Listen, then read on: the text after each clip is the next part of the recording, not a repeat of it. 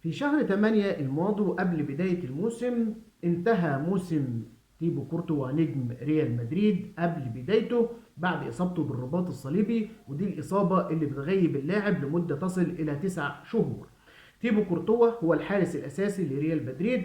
ريال مدريد ما فكرش تفكيرين، فكر إن هو عنده حارس شاب عنده 24 سنة، لونين لا يمتلك خبرات كثيره، هيكون عليه ضغط كبير في دوري ابطال اوروبا في الدوري الاسباني. علشان كده ريال مدريد اتجه فورا الى التعاقد مع حارس هو كيبا الاسباني اللي بيلعب في الدوري الانجليزي مع تشيلسي الانجليزي. علشان كده ريال مدريد ما قالكش انا عندي حارس واحد بس، لا، انا عندي لازم يكون عندي 2 حراس يشيلوا بعض. هو ده فكر النادي الاهلي حاليا، واللي بيحجر عليه بعض الاعلاميين ان لازم مصطفى شوبير ياخد الفرصه، ان لازم حراس النادي الاهلي ياخدوا الفرصه. ده بعد اصابه محمد الشناوي في كاس الامم الافريقيه مع المنتخب، واللي هيغيب على اثرها لمده تصل الى 4 شهور. النادي الاهلي فكر على طول ان هو يتحارس مع يتعاقد مع حارس يكون عنده خبرات لمده تصل ل 6 شهور، اعاره 6 شهور مفيش مشكله، يكون بنيه البيع ما عندوش مشكله، مع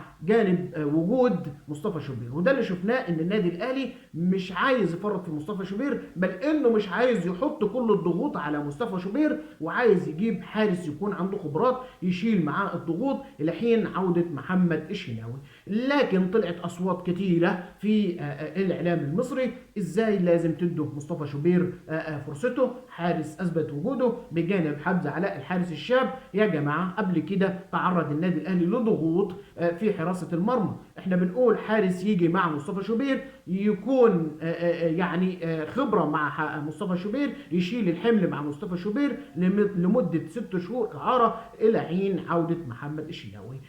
عارفين مصطفى شوبير حارس متميز، حمزه علاء حارس متميز، كمان مصطفى مكروف حارس متميز، لكن النادي الاهلي لازم ولا بد ان هو يتعاقد مع حارس مرمى اخر يشيل الضغوط من على مصطفى شوبير، اللي هو على فكره حارس واعد. ان شاء الله عوده تكون هنيئه لمحمد الشناوي بعد الاصابه، لان محمد الشناوي في فرق كبير بينه وبين اي حارس مرمى تاني في مصر.